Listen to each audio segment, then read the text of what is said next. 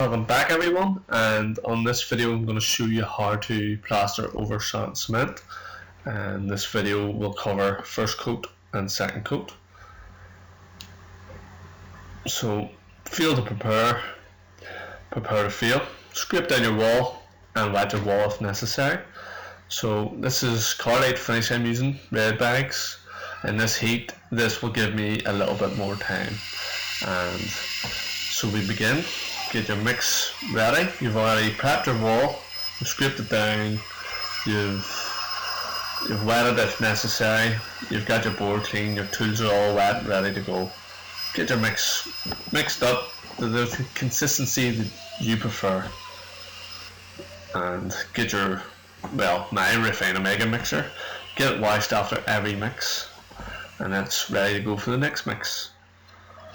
Make sure and scrub every part of it, guys, because if you don't, these wee bits will flake off and you'll have scratches up and down your new wall in the form of stones. So I personally prefer to start top left. It's just the way I was taught, basically. Obviously I have started walls from the bottom and worked my way left to right. You can't start at the bottom. I'll touch on this a wee bit more. I do prefer to start left to right. I'm right-handed. If you're left-handed, you will prefer to start the other side and work your way over. But the reason you might want to start at the bottom if you're a beginner is there's sort of two main reasons, I think, anyway. One, the bottom has there's less work at the bottom. The fact that the ceiling has an angle and you want to coat the angles tidy. So the bottom, you still want to have your bottom tidy for skirting or whatever way the floor is being finished at the bottom. So you're still going to want to coat it tidy, but it is a lot easier to coat down to nothing than it is to coat to something. You're going to be a lot neater working off the bottom. So you may find yourself faster getting the stuff on at the bottom, and you may feel more comfortable. And the other reasons is that even if you wet down your wall, the water will migrate down the wall more than coming up. It will soak up a bit too, but the bottom's going to stay wet for a wee bit longer as the water is travelling down the way, as gravity will be bringing it down. So that's another reason you might want to start the bottom, as your coat will be fresher for longer and give you more time. Another reason is heat rises. It's actually very hot here. That's also why I'm using the red bags, as I have a bit more time to finish the red bags, as they are 3 hour setting time. But obviously in the heat and the dry of your backgrounds, this will all have an effect on how quickly you need to move and get your skim on the wall. So heat rises, so the top of the wall you will expect to be warmer and have a bit more airflow on a warm day. So you would then expect the top to be drier and your coats to dry quicker. But again, I like to start at the top and work my way down. My reasons are, one, it's the way I was taught. So obviously you always sort of stick to the way you're taught, and if it's the way you're taught, you're always going to be quicker at the way you do it day in, day out. But my reasons are, I like to bring everything down into the bottom right hand corner, basically. Even when I come to trowel up, I'll be bringing my water down, I'm bringing my trowel marks down, I'm bringing my tool marks down, I'm filling everything down. So it's sort of my sequence of the way I work, and I'll be bringing it all down the way into the corner. So that's sort of that out of the way. I'll get to the actual talking about this job now as well. So as you can see, I am working it quite a lot. The idea is that even in your first coat, you want to get off on the right foot. You want to be as neat as you possibly can, even for the first coat. And the reason of that is, if you leave too many lines or too many sort of holes and think to yourself, I'll fill them in, I'll trowel that out next time, there might not be a next time. The wall might go quicker than expected. So if you have it flattened in, you have it filled out, you have it neat as possible, your next coat is going to follow suit. It's going to be easier. And the thing with plastering is it's hard, and you want to make life easy, so you got to do these things at the start. If you do everything at the start, everything else will fall into place for you. So that's why I may look like I'm sort of, you know, doing quite a lot of work here, and my reason is after every section of the wall I want it to become easier and easier and easier. I'm trying to make my life easier, and I'm trying to speed myself up, and that's one way of doing that, guys, is by being neat and tidy. And you'll also, by being neat and tidy, you'll have less to clean up at the end of the job as well. So that's them sorts of things knocked out of the way. And I'll touch on it as well, is the fact that yes, I am doing 2 coats of plaster. I fully recommend always doing 2 coats of plaster, no matter what your background is. Even if you're re-skimming this wall and it's old plaster, same thing, 2 coats. If it's a ceiling, 2 coats. In fact, if I was just plastering over plasterboard, technically all my scrim tapes will be getting 3 coats, as I will go around and cover them all with a coat first. So they will actually be covered 3 times. The reason for that is there's less chance of the scrim sort of shining out through your finished product. So let's touch base on why 2 coats. Specifically on this job here, these walls have been wet down. It has been 30 degrees for 2-3 days in a row, so this place is warm. It's not normally that warm here. It's normally, even in the summer, it's not normally quite so good. We have had a real dry sunny spell. It's been quite warm. I think that the average this whole month had been 16 degrees, so that is quite warm for an average of, like, that's considering the whole day. So the reason you want to do 2 coats there is 1 coat will dry quicker than 2 coats. 1 coat will feel more likely than 2 coats, and when I say feel, it can crack, it can peel off when you're troweling it, it'll tear, and obviously it can all flake off after you're finished. And the reason that being is you don't always want your plaster drying too quick. The quicker it dries sometimes isn't a good thing.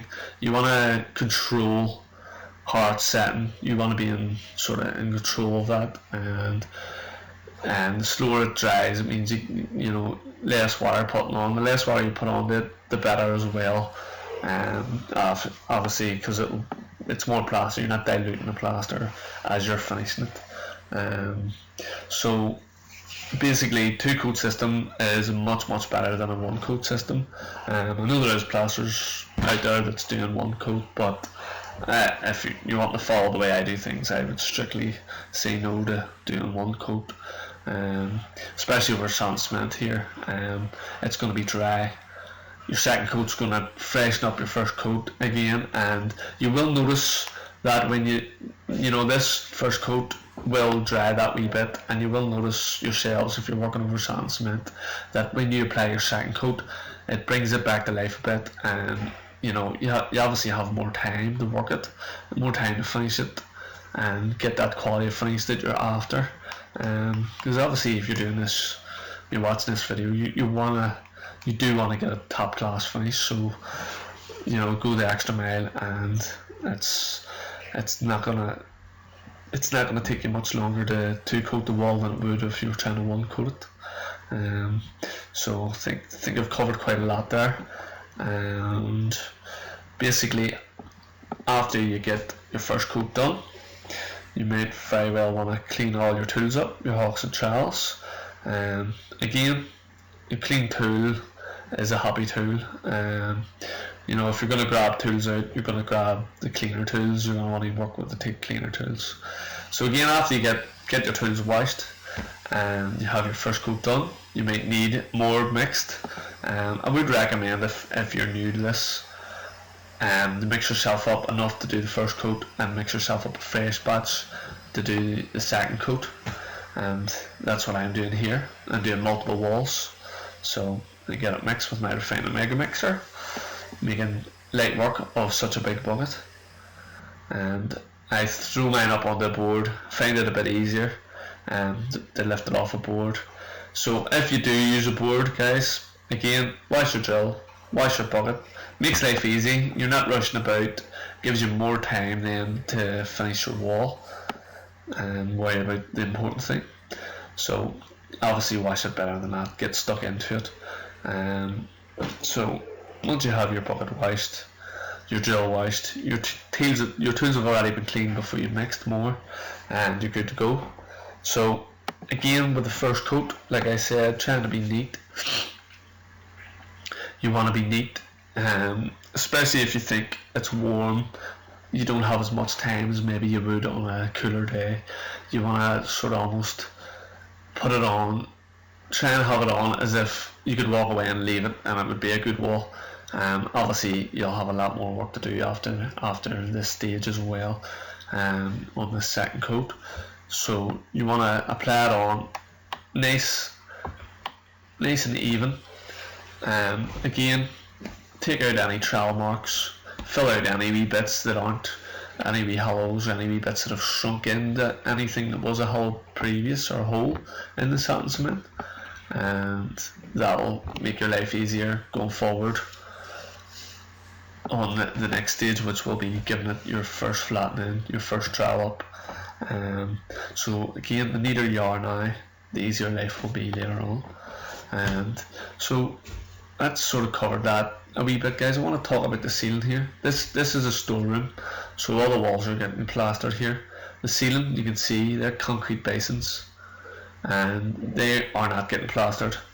There is builders and plasters that have plastered over these, and I myself have repaired some of the work that has failed on these, and I'll just touch bases why it failed and why I don't think it's a good idea to put on skim over concrete basins in particular.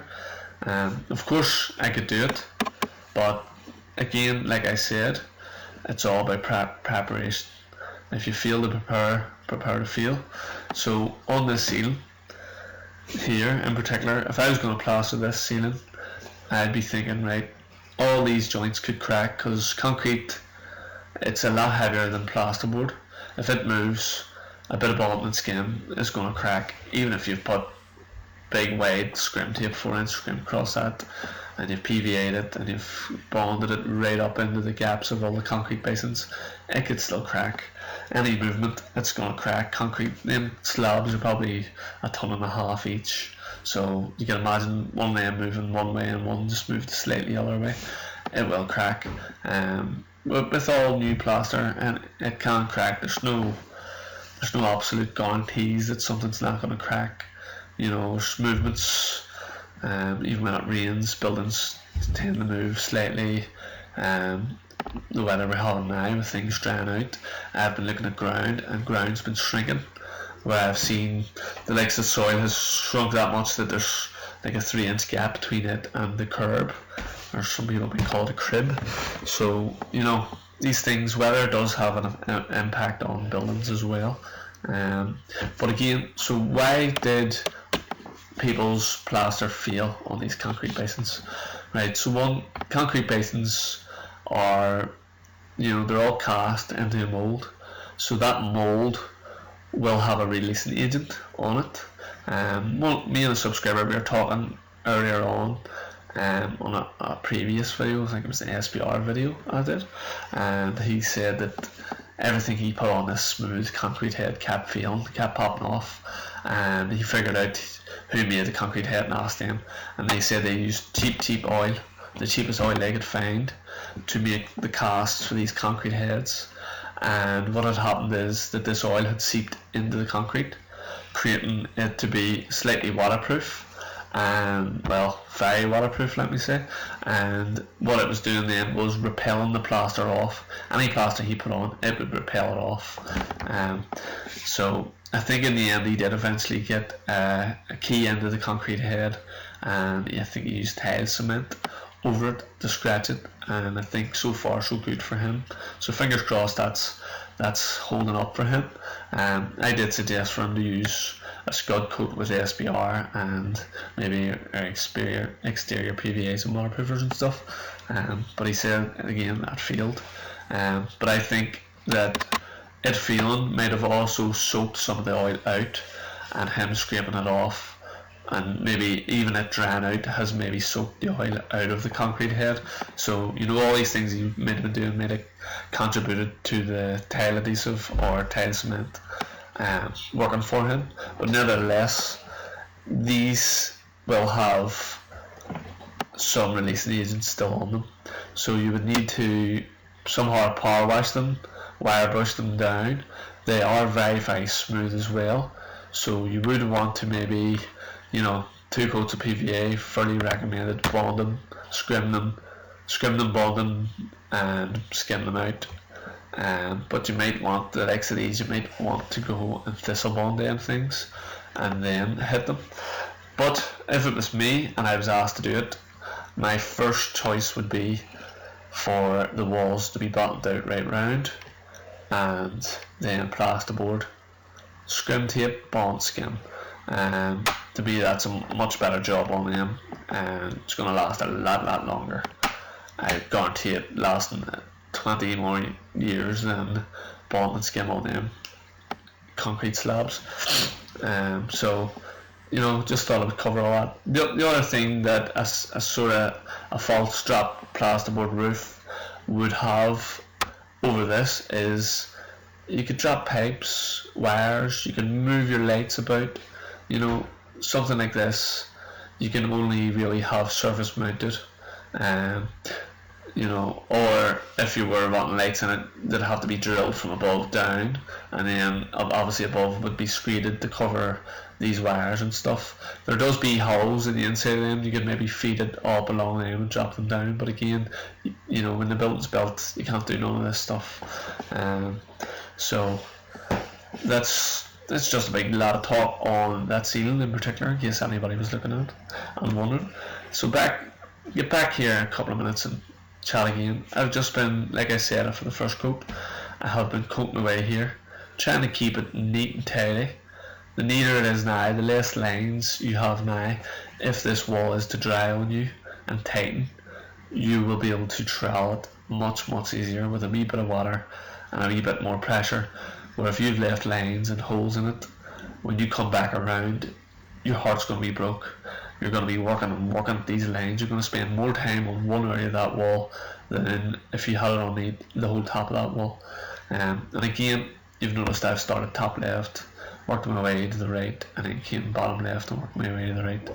And that's where I'm finishing off now. So I'll work all my tool marks down into this corner, and then I'll pull them out, as you can see here.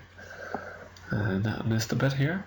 Yep. So once you get your walls coated, guys, again, get your tools washed up, hawk and trowels, get them spotless, get them ready for the next trowel, and obviously always clean tools are happy tools. Brothers, what we do in life echoes in eternity.